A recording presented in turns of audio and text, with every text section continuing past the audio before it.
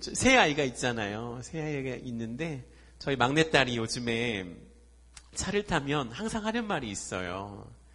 노래 틀어달라 그래요. 노래를 틀어주세요. 무슨 노래 틀어줄까 그러면 저희 딸이 항상 하는 말이 있는데 뭐냐면 요괴배에서 노래 틀어주세요 그래요.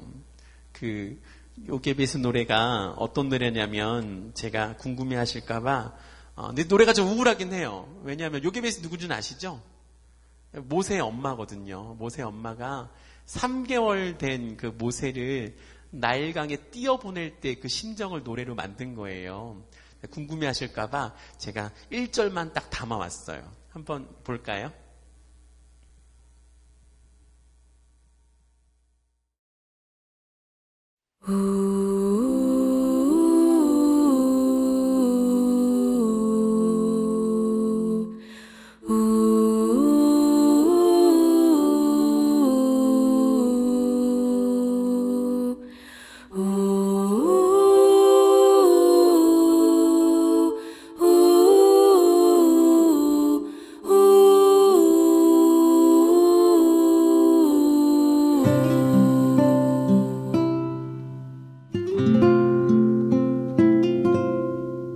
작은 갈대 상자 물이 새지 않도록 역청과 나무진을 칠하네.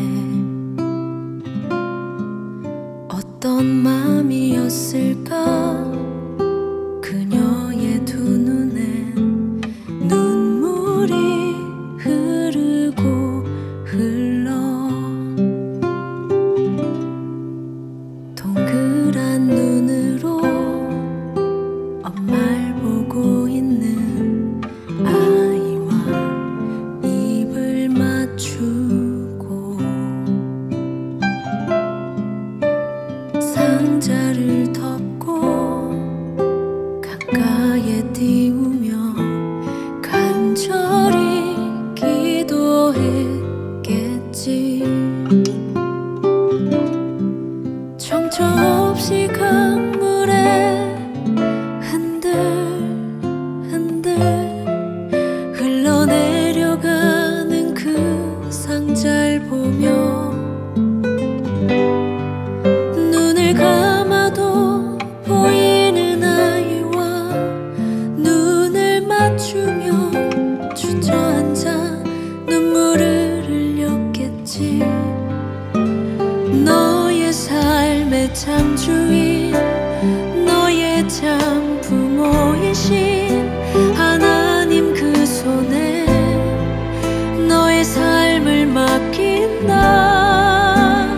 너의 삶의 참 주인 너를 이끄시는 주 하나님 그 손에 너의 삶을 드린다.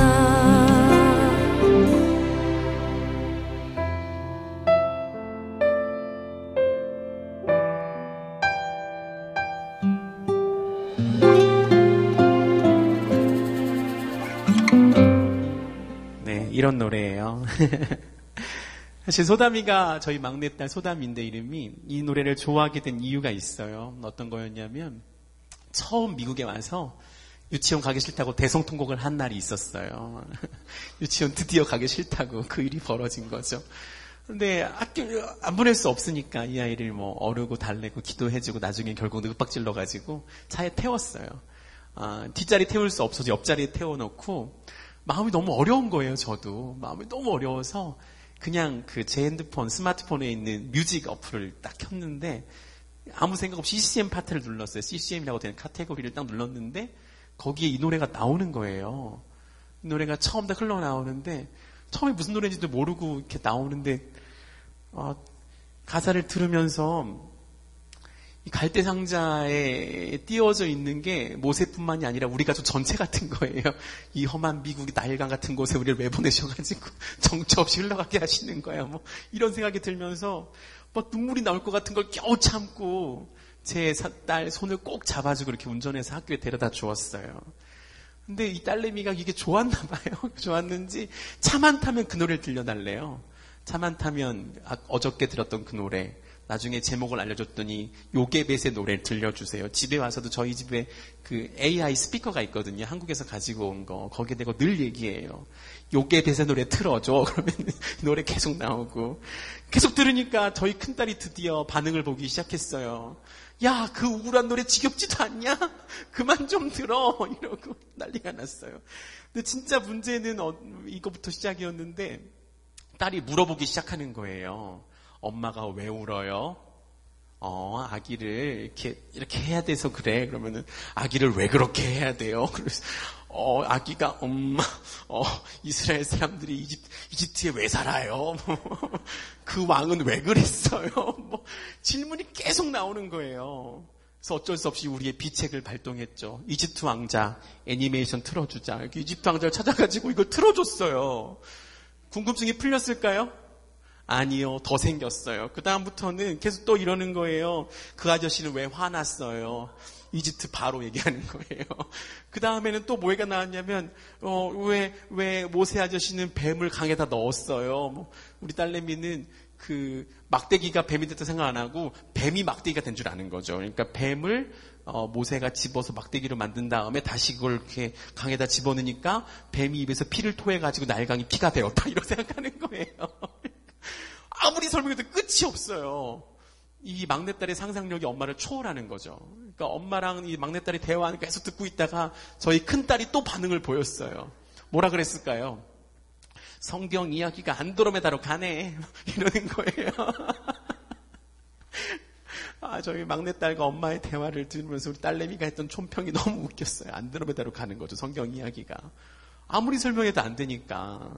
근데 여러분 사실 성경을 읽다가 성경 이야기가 우리 머릿속에서 잘 잡히지 않아가지고 이 안드로메다로 가는 경험 다 한 번씩 해보셨죠?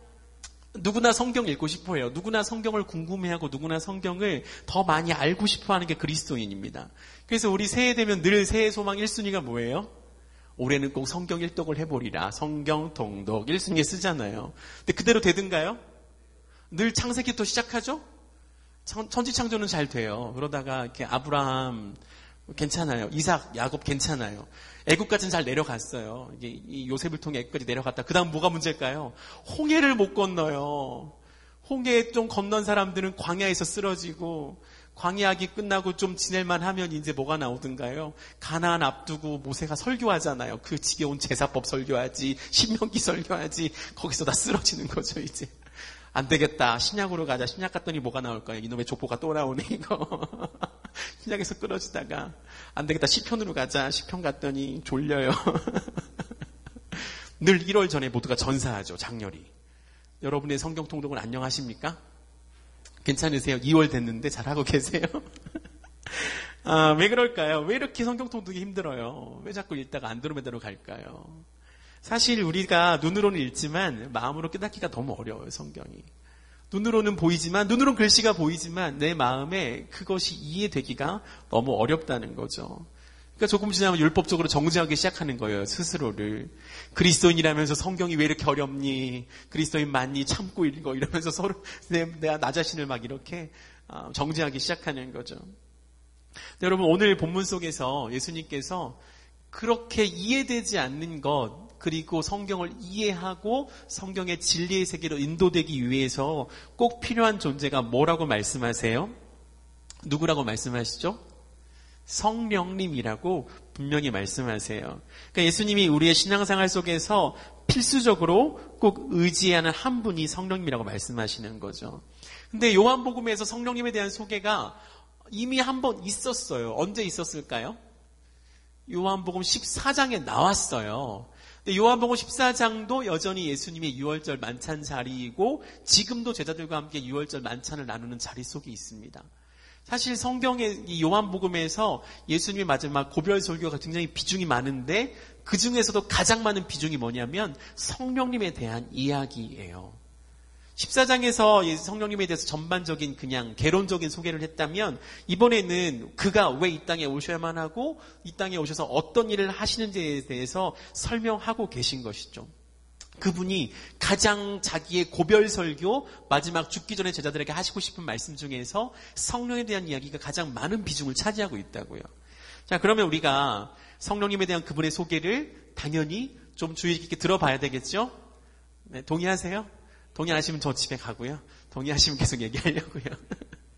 저희가 지난 주일 설교에서 어떤 얘기했나요? 제자들에게 예수님께서 뭐라 그랬어요? 세상이 나를 미워하듯이 너희들도 미워할 거다. 세상이 나를 핍박하는 것처럼 너희들 핍박할 것이고 세상이 나를 죽이는 것처럼 너희도 죽게 될 거야. 이 이야기 했어요. 그러니까 이렇게 얘기하니까 제자들이 뭐라 그럴까요? 제자들의 반응은 내가 주와 같은 영광을 받는다니 감사합니다. 너무 좋습니다. 이랬을까요? 제자들이 그렇게 말하지 않고 뭐라 그랬냐면 제자들의 반응을 주님께서 이렇게 증언하세요. 한번 읽어볼까요? 도리어 내가 이 말을 함으로 뭐라 그래요? 제자들의 마음에 뭐가 가득해요? 근심이 가득하대요. 근데 사실 예수님께서 요한복음 14장에서 성령님을 소개할 때에도 같은 이유 때문에 성령님을 소개하셨어요. 그때는 무엇에 대한 두려움이 있었나요? 기억이 안 나세요? 여러분 1월 1일 송구영신 예배 때 제가 이 설교했습니다. 얼마 지나지 않았어요. 14장에서 뭐라 그랬냐면 예수님이 떠나신대요. 뭐하러 떠나신다 그랬죠? 네. 거처 마련하러 가신다 그랬어요. 아버지 집에 내가 너희들 거처 마련하러 떠날 거야. 그러니까 너희 두려워하지 말고 나를 믿고 아버지를 믿으면 나를 믿고 여기서 잘 기다려 그랬어요. 그런데 제자들이 뭐라 그랬어요? 예, 주님 기다릴게요 그랬을까요? 가지 마시고 여기서 아버지를 보여주세요 그랬잖아요. 기억나시죠? 이제 네, 절반 나고 절반 안 나고 지금. 그랬어요. 그러니까 예수님께서 그러니까 뭐라 그러냐면 너희가 나를 봤는데 무슨 아버지를 보여달라 그래. 내가 지금 너에게 소개할 것은 아버지가 아니라 성령님이야. 이렇게 말씀하셨어요. 그럼 그때 예수님이 소개하신 그 성령님의 가장 주된 임무는 뭘까요? 여러분 뭐였죠 그때? 요건 제가 1월 둘째 주인가 설교했어요.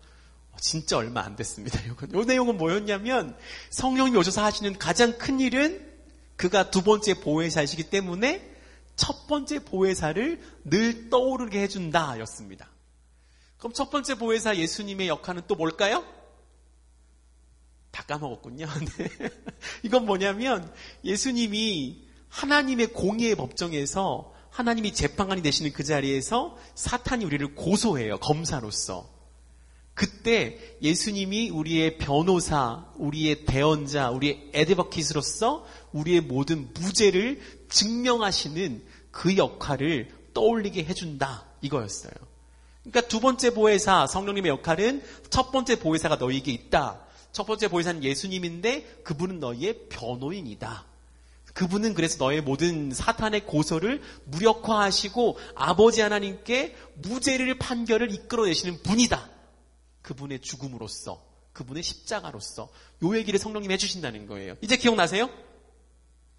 이제 예, 포기하겠습니다 제가. 그러니까 성령님께서 이 땅에 오셔야 되는 가장 굳은 이유는 예수님의 보혜사 되심을 알려주기 위함이었습니다. 네. 그러니까 예수님이 너희의 변호인이니까 너희가 깨닫고 평안을 누려라. 예수님이 너희 육신으로 같이 있지 않아도 괜찮은 거야. 요 얘기를 들려주고 싶으셨던 거예요. 근데 이번에도 예수님이 똑같은 이유로 설명하세요. 너희에게 근심이 많구나. 내가 떠나가서 너희가 나와 함께 내가 떠난 이후에 죽임당하고 고난당하고 핍박당한다고 하니까 근심이 많구나. 그런데 얘들아 정말 생각해봐. 그러면서 이 말씀을 하세요. 뭐라 그래요? 읽어보겠습니다. 시작. 그러나 내가 너희에게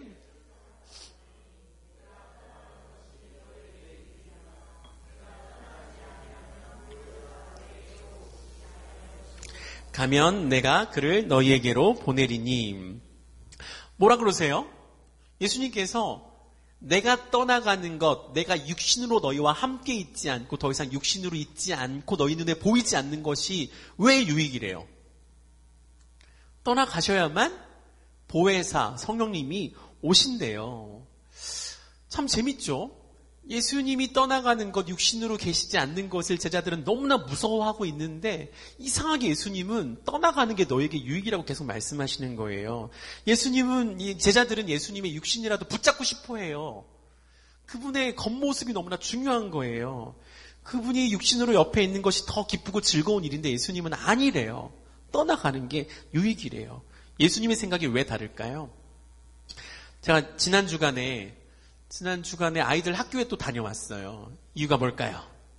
발렌타인 파티에 오라 그래가지고 이것도 여러 가지 사연이 있지만 짧게 얘기하면 아이가 3명이잖아요. 제가 그래서 먼저는 막내 반에 가가지고 좀 같이 있다가 시간이 좀 지나서 아내랑 저랑 이제 막내를 데리고 나오는 길이 흩어졌죠. 저는 큰아이 데리러 체크아웃하러 가고 아내는 둘째 아들 체크아웃하러 이렇게 간 거예요.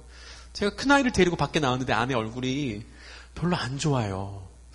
왜 그러지? 그리고 이렇게 물어봤더니 소윤이 둘째 아이 그 선생님이 소윤이를 좀 다루는데 좀 이렇게 젠틀하지 않게 다뤘나 봐요. 그러니까 좀 세게 말하고 그러니까 아내가 그걸 보고 사실 근데 우리의 한계가 그거잖아요. 우리는 아이랑 학교에 있지 못하니까 아주 잠깐 선생님이 그 아이에게 대하는 것을 보면 어떻게 상상을 하나요? 늘상 저러나? 항상 저렇게 대하는 거 아니야? 혹시 때리나? 여기까지 생각이 가요. 왜냐하면 우리 아이가 여기 학교 다니면서 너스룸에 2번 갔어요. 뭐가 자꾸 그렇대요. 그래서 자꾸 가고 그날도 갔어요. 그 당일날도. 그러니까 마음속에 뭐가 문제야? 혹시 이러는 거 아니야? 뭐 이런 생각이 마음속에 드는 거죠. 걱정이 꼬리에 꼬리를 물고 이어지는 거예요. 사실 그때 가장 좋은 생각은 어떤 걸까요? 내 아이랑 같이 학교 가고 싶어요. 거기 계속 앉아있고 싶어요. 그 아이가 듣는 모든 말을 다 듣고 싶고 그 아이가 하는 말을 다 지켜보고 싶고 심지어 그 아이 마음속에 대체 무슨 생각을 하는지를 그 안에서 그냥 다 알아보고 싶은 거예요. 그게 우리의 마음이죠, 사실. 근데 여러분 생각해 보세요. 그럴 수 있나요? 불가능해. 우리가 앤츠맨이 되지 않는 한 불가능하죠. 근데 이게 사실 이 같은 부모의 마음으로 주님께서 그렇게 말씀하시는 거예요. 이런 거죠. 내가 떠나가는 것이 내가 너희와 함께 있는 거야. 내가 너와 육체로는 함께 있을 수 없어. 너희들은 내가 육체로 함께 있을 때 안정감을 느낀다고 말하잖아. 그런데 내가 육체로 함께 있을 수 없기 때문에 성령님을 보내주는 거야. 내가 육체로 너희와 함께 있으면 성령님이 오시지 않기 때문에 내가 떠나가는 것이 너희에게 유익이다. 그래서 내가 떠나가야만 한다. 이렇게 말씀하시는 거죠. 예수님은 그 사랑하는 제자들이 자신이 없는 동안에 당해야 할 모든 어려움을 다 알고 계세요. 그런데 그들을 사랑하세요. 육체로는 함께 있을 수 없기 때문에 그 십자가의 길을 가야 하니까. 그렇기 때문에 성령님을 소개하고 그들의 마음 가운데 있도록 하시겠다. 이렇게 말씀하시는 거죠. 예수님이 그들을 얼마나 사랑하셨냐면 이렇게 사랑하셨대요. 유월절 전에 예수께서 자기가 세상을 떠나 아버지께로 돌아가실 때가 이른 줄 알고 세상에 있는 자기 사람들을 사랑하시되 끝까지 사랑하시니라. 이게 유월절 만찬 시작할 때 요한의 증언이에요.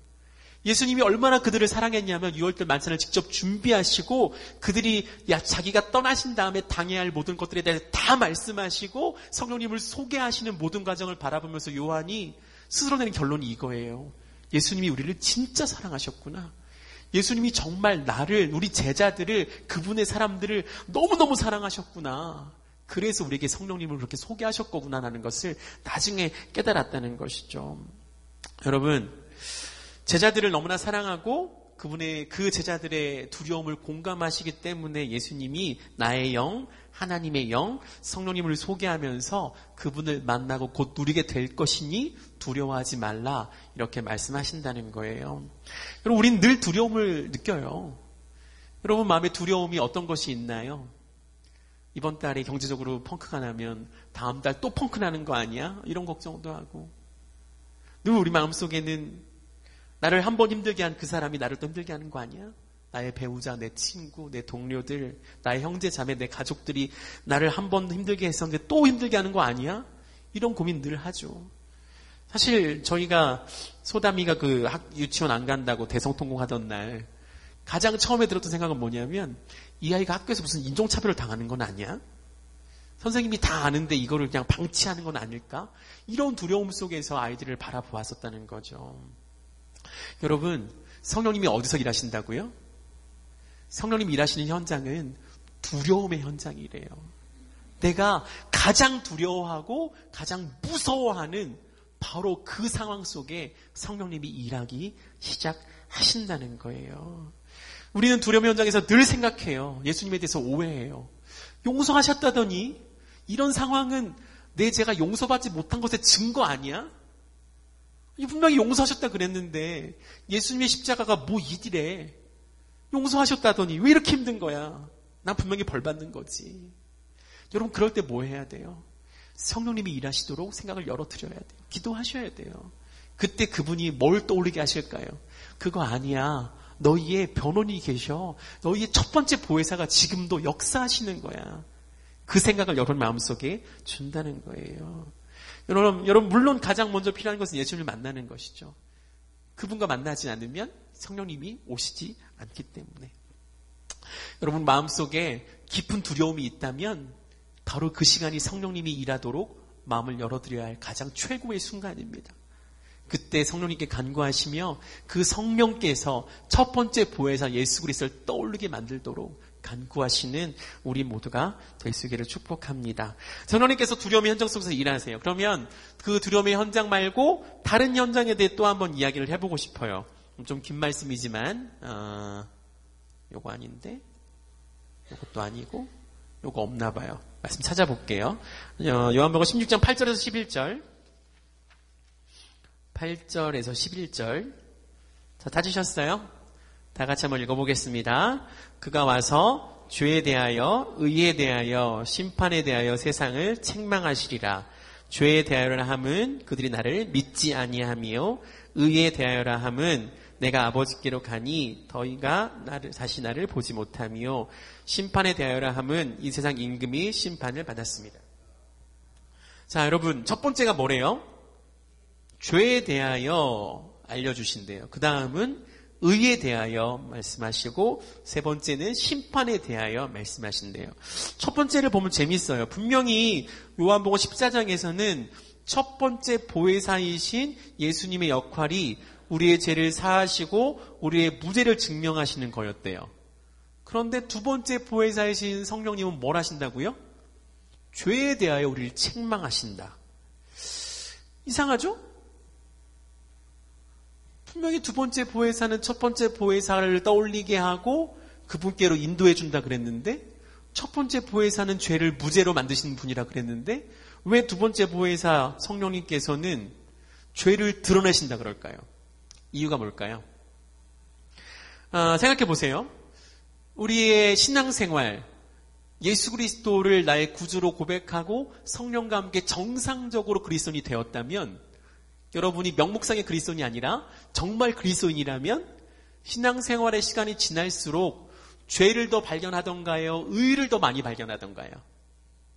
이상하게 예전에는 죄라고 생각하지 못했던 것까지 죄로 느끼게 되는 것이죠. 왜 그럴까요?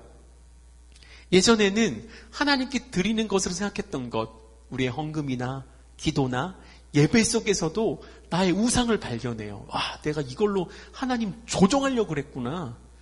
와, 내가 이거 헌금 드리면서 하나님께 받으려고 했구나. 하나님하고 딜하려고 그랬구나. 이거 돈 드리면서 하나님 돈 드렸으니까 이거 해주세요. 기도 1시간씩 하면서 기도 1시간 했으니까 내 자식 잘 되게 해주세요. 와, 내가 이랬구나라는 것을 깨닫게 되는 거죠. 여러분, 이게 누구의 역할이라는 거예요? 이게 성령님의 역할이라는 거죠. 내가 얼마나 더러운 죄인인가를 알게 되는 것도 성령님이 일하심이라는 거예요. 그리고 그 죄를 어떻게 처리하는가를 알려주시고 유일한 죄의 해결자 예수 그리스도를 연결시켜주는 역할을 누가 하시나요? 성령님이 하신다는 거죠. 여러분, 죄가 뭐예요? 죄는 뭔가요? 도덕적인 죄를 말하나요? 사회적인 죄를 말하나요? 여기서 말하는 죄는 결국은 예수 그리스도 그분을 구원자 역할에서 끌어내리는 거죠. 예수 그리스도만이 나의 믿음의 대상이어야 되는데 그 믿음의 대상에서 예수님을 교묘히 제외시키는 거예요. 우리는 말로는 아무도 그렇게 하지 않아요. 말로는 아무도 예수님을 나의 구원자가 아니라고 말하는 사람이 없습니다. 말하는 사람 아무도 없어요. 다 예수님 나의 구원자라고 말은 하죠. 그러나 여러분이 추구하는 바, 여러분이 행동하는 동력이 그것을 보여줍니다. 나의 생각과 나의 행동이 그것을 그냥 무참히 다 보여주는 거죠. 내가 무엇을 섬기는지. 내가 신앙으로 가장한 우상을 얼마나 많이 섬기고 있는지를 성령께서 깨닫게 해주시는 거예요. 여러분, 바로 그럴 때 성령님의 일하심 앞에 여러분을 맡겨야 돼요. 가면 쓰지 마세요. 가면 쓰면 바리새인 되는 거예요. 그래서 바울이 뭐라 그랬냐면 죄가 더한 곳에 은혜가 넘친대요. 죄가 있는 바로 그곳에 성령님이 일하시기 때문에 내 죄를 깨닫게 하시기 때문에 은혜가 넘쳐나는 거죠. 예수님을 더 보게 만드니까. 사랑하는 여러분, 우리는 성령님의 그분의 사역을 통해 우리가 죄를 발견하며 그분이 인도하시는 모든 것에 따라 순종하게 되는 삶을 살게 되는 것이죠. 정말 아이러니한 이야기이지만 죄가 있는 현장이 바로 예수 성령님이 일하시는 현장입니다. 여러분의 죄가 발견될 때에 뭐 해야 될까요? 기도해야죠. 기도하고 하나님께 또 나아가야죠. 성령께서 나를 인도하셔서 죄를 속죄받는 자리로 인도하시도록 그분께 나를 맡겨 드려야 되는 것입니다. 자, 하나 또 있어요. 하나는 뭐라 그럴까요? 하나는 두 번째 건 건너뛰고 세 번째 걸로 가보면 심판하는 자리를 주께서 이렇게 드러내신대요. 심판에 대해서 드러내신대요. 여러분, 심판이 뭐예요? 여기서 말하는 심판이 뭘까요? 이 심판에 대해서 뭐라고 또 말씀하시냐면 이 세상 임금이 심판을 받았기 때문에 심판을 대해서 이야기하겠다 말씀하세요. 여기서 말하는 심판은 결국 뭘까요? 여러분, 예수님이 십자가에서 죽으신 현장이 어떻게 보면 이 땅이 예수님을 심판한 자리처럼 보이죠. 어떻게 생각하세요? 이 땅의 논리로 보면 사형 언도를 받은 자가 예수님이고 사형 판결을 내린 자가 이 땅의 임금이에요. 이 땅의 권세가 예수님을 심판한 것처럼 보입니다. 그러니까 이 땅의 모든 권세를 마치 권세를 가진 자가 아무 권세가 없는 것처럼 보이는 예수님을 심판한 것처럼 보인다는 거죠. 실상은 뭐예요? 거꾸로죠. 실상은 이 땅의 모든 권세를 가지신 분이 주님이신데 잠깐 권세를 허락해 주었고 그것을 이용하여서 예수님이 심판을 오히려 그들에게 내려주시는 구조가 되는 거죠. 이해되시죠? 잘 따라하고 계십니까? 그러니까 예수님께서 그것을 성령님을 통해 알려주시겠다는 거예요. 우리는 거꾸로 생각해요. 이 땅이 마치 전부인 것처럼 이야기합니다. 이 땅에서 성공하지 않으면 이 땅의 권세 아래 내가 뭔가 같은 권세를 가지고 그 위에 올라서지 않으면 아무것도 얻지 못하는 것처럼 착각해요. 그러나 아니에요. 우리가 마치 십자가에서 죽음을 당한다 할지라도 그것이 실상은 이 땅의 심판을 이겨내고 오히려 이 땅을 심판하는 자가 되는 아름다운 논리가 있다는 것을 주께서 성령을 통해 알려주시겠다는 것입니다. 이미 게임은 끝났어요. 언제부터 끝났나요? 이미 창세기에서 끝났어요. 주께서 뭐라 그러셨어요? 여자의 후손이 뱀의 머리를 밟는다잖아요. 예수님께서 모든 사단의 권세를 이미 그때부터 밟으셨어요. 다만 그것의 겉모습을 이용해서 이 땅의 승리를 모순적으로 역설적으로 보여주셨다는 것입니다. 이것이 성령님이 일하시는 현장입니다. 자, 마지막 하나 더 있어요. 마지막 하나 더 보겠습니다. 13절 같이 읽어보겠습니다. 그러나 진리의 성령이 오시면 그가 너희를 모든 진리 가운데로 인도하시리니 그가 스스로 말하지 않고 오직 들은 것을 말하며 장래일을 너희에게 알리시리라. 자, 예수님께서 성령님을 뭐라고 부르세요? 진리의 성령이래요. 진리의 성령이라고 부르시면서 이분의 역할에 대해서 조금 더 이렇게 설명하시는 거예요. 그런데 재미있는 것은 12절에서 잠깐 머뭇거리시는 장면이 나와요. 뭐라 그러냐면 내가 아직도 너에게 이를 것이 많으나 지금은 너희가 감당하지 못하리라 이렇게 말씀하시고 13절 또 이렇게 말씀하셨거든요. 이유가 뭘까요? 여러분, 사실 제자들은 지금 이 성령에 대해서 설명만 들었어요. 그러나 이 성령에 대해서 알까요? 모를까요? 아직 몰라요. 왜요? 아직 성령님이 존재하시긴 했지만 제자들의 마음 가운데 들어가서 역사하신 적은 한 번도 없었어요. 그러니까 아무리 설명해봤자 지금 이들이 알아들을까요? 못 알아들을까요? 그러니까 이제 잠깐 멈칫했다가 다시 이렇게 설명을 이어가시는 거죠. 그런데 멈칫하셨으면 그래 그만하자 이러고 끝낼 것 같은데 왜 계속 설명하실까요? 왜요? 그게 바로 요거예요. 진리의 영이시기 때문에 그래요. 그분이 진리의 영이기 때문에 지금 말을 해둬야 되는 거죠. 도대체 무슨 말일까요? 여러분, 이 제자들이, 이 사도들이 신약 성경 멀리 갈 필요도 없이 복음서 언제쯤 기록했을 것 같으세요? 예수님 말씀 들을 때 바로 썼을까요? 예수님 따라다니면서 일기처럼 막 썼을까요? 사실 이 제자들이 예수님의 공생의 사역 기간에 그분의 이야기를 듣거나 행동을 보았을 때에 이해한 것이 조금이라도 있었을까요? 단 하나도 없었을 거예요. 왜 저러시는 거야? 저런 말씀을 왜 하시고, 이 생각만 가지고 늘 예수님을 의아하게 보았을 뿐이지 그분의 행동과 말을 이해한 적은 한 번도 없었어요. 언제 이해했을까요? 어느 순간에 성령님이 오신 다음에, 예수님 돌아가시고 승천하신 다음에, 오순절에 성령님이 오신 다음에 어떻게 됐어요? 단번에 다 알았어요. 단번에 다 알고 베드로가 어떻게 하나요? 한 번도 설교해 본 적 없는 사람이 갑자기 일어나서 설교해요. 그것도 요엘서 가지고. 몇 명 회개했어요, 그 자리에서. 3,000명 바로 회개하고. 이게 성령님의 역사거든요. 그러니까 진리의 성령께서 오시니까 그의 마음 가운데에 깨닫게 하시고, 그때부터 그 깨달음을 가지고 성경을 기록해 나가는 거죠. 복음서를 이렇게 기록해 나가는 거예요. 예수님께서 선포하신 복음이 무엇인지 그때 깨닫고, 그분이 하신 말씀이 어떤 건지 그때 깨닫고, 예수님의 십자가도 그분의 죽음이 나의 죽음이라는 것을 그때 깨닫고, 그의 부활이 나의 부활이라는 것도 그때 깨달아요. 그 전까지는 아무것도 없었어요. 여러분, 성령께서 지금도 그렇게 일하시는 거죠. 제자들을 그렇게 진리의 영이 되셔서 그때 들었던, 예수님께 잠깐 들었던, 예수님을 보기만 했어도 이해하지 못했던 모든 것들을 이해할 수 있도록 진리의 세계로 인도해 나가신다는 거예요. 여러분, 제자들만 그랬나요?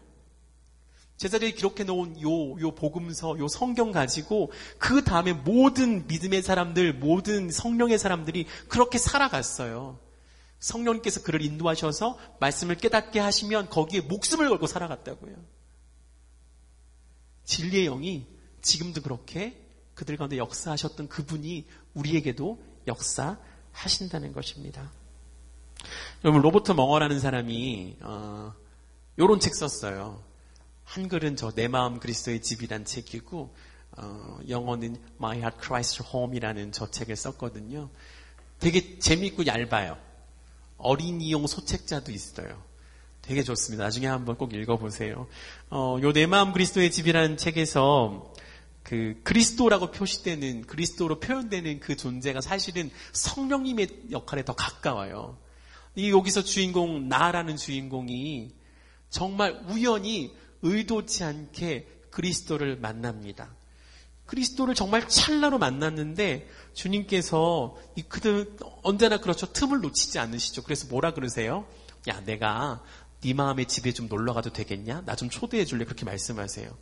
그러니까 내가 이 그리스도가 너무 좋은 분이라는 것을 알았기 때문에 여기 오세요. 초청하는 거예요. 오세요. 초청합니다. 그래서 그분이 너무나 기쁘게 즐겁게 내 마음의 집에 초대되어서 들어오셨어요. 그 다음에 뭐라 그러실까요? 야, 나는 네 마음의 집이 너무 마음에 든다. 네 마음이란 이 집이 너무 마음에 드니까 내가 영원히 여기 살면 안 될까?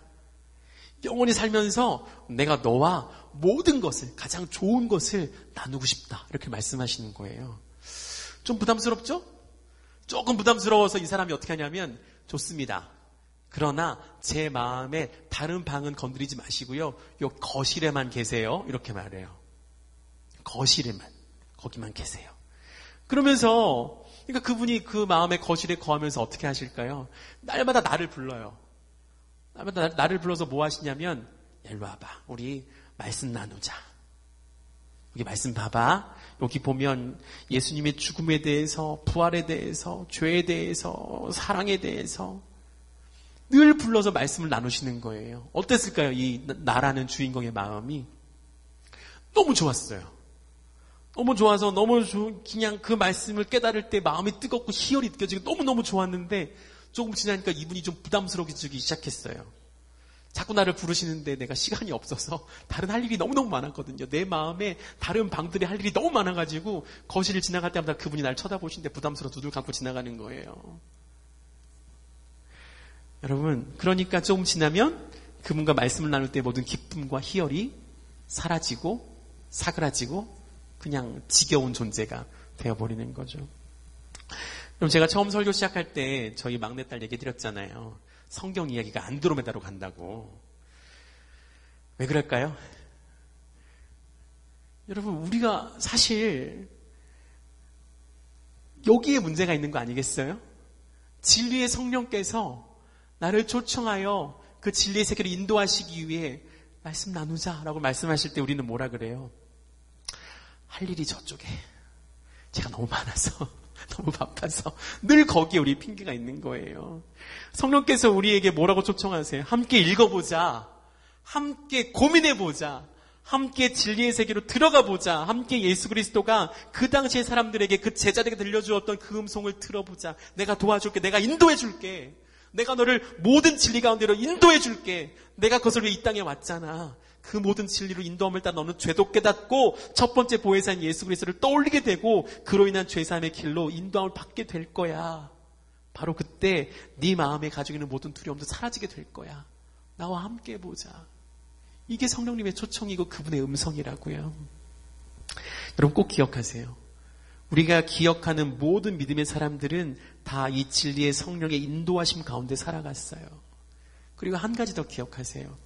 우리 아이들을 키운 우리 부모님들, 내가 성령의 진리 가운데서 늘 인도를 받고 진리를 깨닫고 기쁨과 즐거움 가운데 살아가는 것을 내 자녀가 지켜보게 된다면 그것보다 더 큰 선물은 없을 거예요. 일부러 보여주라는 건 아니에요. 일부러 잘하는 척하라는 얘기도 아니고요. 그냥 티가 나는 거예요. 내가 의도적으로 하지 않아도 티가 나겠죠. 수요일에 저희 큰딸이 두 녀석은 자거나 밖에서 놀지만 저희 큰딸은 여기 앉아서 항상 들어요. 제가 물어봤어요. 소명아 재밌어? 들을만해? 그러니까 재밌어요. 그래요. 제가 설교 준비하면서 뭐 인용했다는 메시지 성경 이런 거 저희 집에 가면 구석방에 제 책들이 있는데 거기 와가지고 그걸 쑥 꺼내더니 이거예요? 물어봐요. 그리고 지방에 가서 막 보는 거예요. 따라 읽더라고요. 재밌대요. 그게. 그냥 일상에서 보여지는 것을 통하여서 아이가 그냥 배워가는 것 같아요. 그런 것들을. 그렇게 인도받는 것에 대하여서 조금씩 배워가는 것이죠. 여러분, 하나님께서 믿음의 가문을 대대로 쓰시는 것을 제가 본 적이 많아요. 일부러 가르쳐서 그랬을까요? 아니에요. 부모가 성령의 인도하심 가운데 진리의 영이 인도하신 대로 말씀을 깨닫고 그 말씀에 따라 순종하는 것을 보게 되었을 때에 아이들이 그것보다 더 재미있는 세상에 없다는 것을 알게 되는 거죠. 그것보다 더 가치를 두는 것이 이 세상에 얼마나 허무한가를 그냥 깨닫는 거예요. 야, 저게 진짜 가치 있는 거구나. 저게 가장 가치 있으니까 나도 그렇게 살고 싶네. 그런 마음을 갖고 그것과 동일하게 또 성령의 진리 가운데 들어가고 진리의 성령이 인도하시는 대로 또 순종하고 또 깨닫고 그렇게 성령 안에 살아가게 되는 것이 반복되는 것이죠. 사랑하는 여러분, 성령님은 진리의 영이세요. 그가 우리를 모든 진리 가운데로 인도하십니다.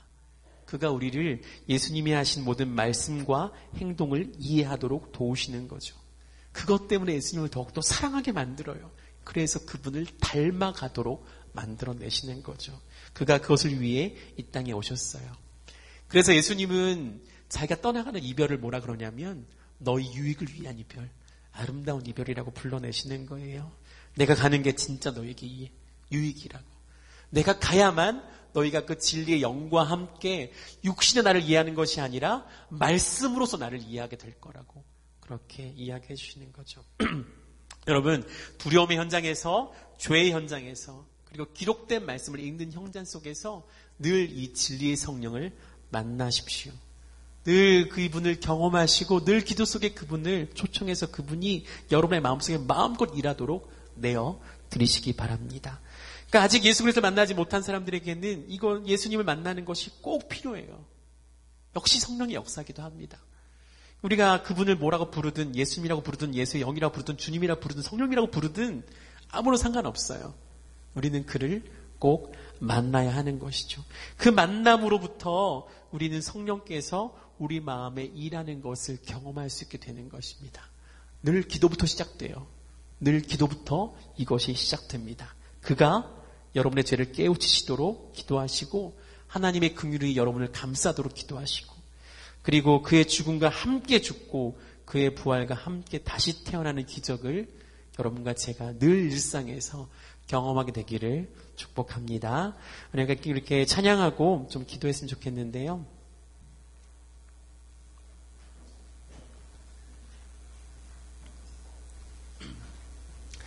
오늘 설교를 준비하면서 오늘 이곳에 계신 성령님이라는 찬양이 떠올랐어요. 우리 찬양을 통하여서 마음에 말씀을 새기고 함께 기도하는 시간 좀 가졌으면 좋겠습니다.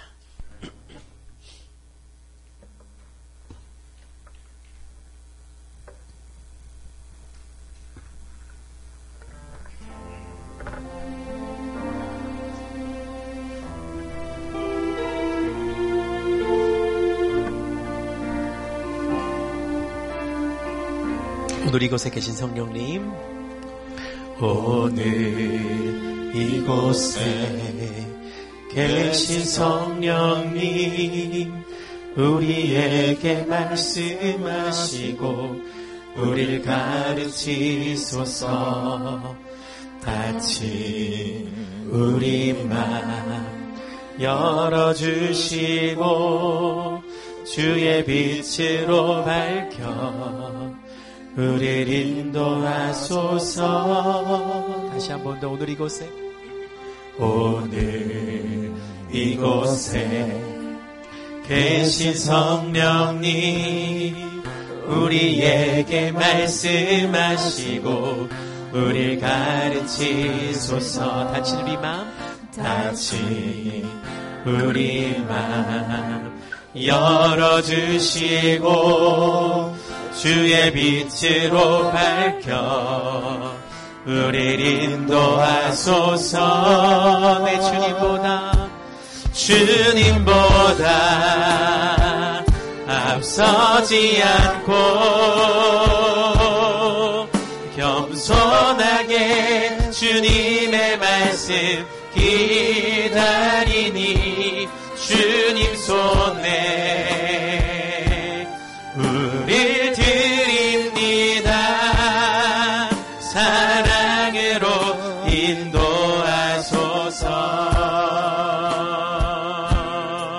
다시 한번 처음부터. 오늘 이곳에 계신 성령님, 오늘 이곳에 계신 성령님, 우리에게 말씀하시고 우리를 가르치소서. 같이 우리 맘 열어주시고 주의 빛으로 밝혀 우리를 인도하소서. 주님보다 앞서지 않고 겸손하게 주님의 말씀 기다리니 주님 손에 우릴 드립니다. 사랑으로 인도하소서. 주님보다 앞서지 않고 겸손하게 주님의 말씀 기다리니 주님 손에 우릴 드립니다. 사랑으로 인도하소서. 창조하신 모습 떠난 우리를, 창조하신 모습 떠난 우리를 예수님답게 빚으소서.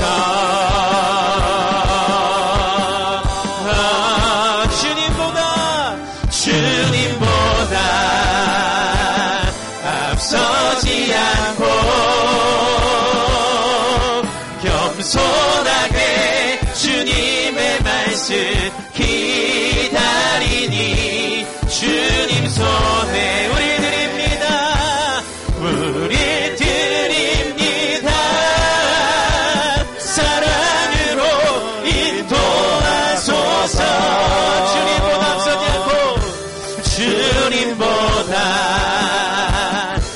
앞서지 않고 겸손하게 주님의 말씀 기다리니 주님 손에 물을 드립니다. 사랑으로 인도하소서. 오늘 말씀 가운데 주님께서 우리에게 내가 육체로 너희와 있는 것보다 성령이 너희 마음에 계시는 것이 비교할 수 없는 유익이라고 말씀하셨어요. 그런데 우리 마음의 현장은 어떻습니까? 두려움이 있고 죄가 있고 깨달음이 없어요. 근데 주님께서 뭐라고 말씀하시냐면 바로 그 자리가 내가 일하기 너무 좋은 현장이라고 말씀하세요. 우리는 부끄러워서 내가 이렇게 믿음이 없는데, 내가 이렇게 죄가 많은데, 내가 이렇게 깨달음도 없는데 주께서 어떻게 일하시냐고 반문하겠지요. 근데 주님께서는 괜찮아, 내가 일하기 가장 좋은 현장이라고 말씀하신다는 거죠. 여러분 어떻게 생각하세요? 그분을 초청해야죠. 그분을 일하시도록 내어드려야죠. 기도했으면 좋겠습니다. 주님, 내 마음에 임하여 주옵소서. 성령님, 내 마음을 열어드립니다. 오셔서 일하여 주옵소서. 그래서 내 마음의 두려움이 사라져 주님을 바라볼 수 있게 도와주시고, 내 마음의 죄가 오히려 주의 보혈 가운데 씻어질 수 있음을 바라보게 도와주시고, 깨달음 없는 나의 마음 속에 이제 주님과 함께 그 교제 가운데서 내가 주의 말씀을 깨달아 진리의 그 모든 말씀을 기쁨으로 배가 받아 누릴 수 있도록 주님 나와 역사하여 주시고 나와 함께하여 주옵소서. 우리 마음과 기도하며 나아갑시다. 기도하겠습니다. 성령님, 우리 마음에 지금 임하시기를 소망합니다. 오셔서 우리와 함께 하시고 일하여 주시고 우리를 새롭게 하여 주시옵소서. 여전히 두려움과 죄와 깨닫지 못하는 우둔함 속에 있는 우리를 불쌍히 여기시고 찾아오셔서 우리를 만나주시고 우리를 새롭게 하시며 우리 안에 잠잠치 마시고 늘 새 일을 이루어 가시는 성령님으로 인해 기쁨과 즐거움 속에 주님을 따라갈 수 있게 하여 주옵소서. 하나님, 이 자리에 여전히 고민 가운데 두려움 속에 있는 자들이 있습니다. 성령님 찾아가 주옵소서. 성령님 일하여 주옵소서. 늘 주님과 함께 머물러서 늘 주님과 함께 기쁨을 누릴 수 있도록 축복하여 주시옵소서. 예수님의 이름으로 기도합니다. 아멘.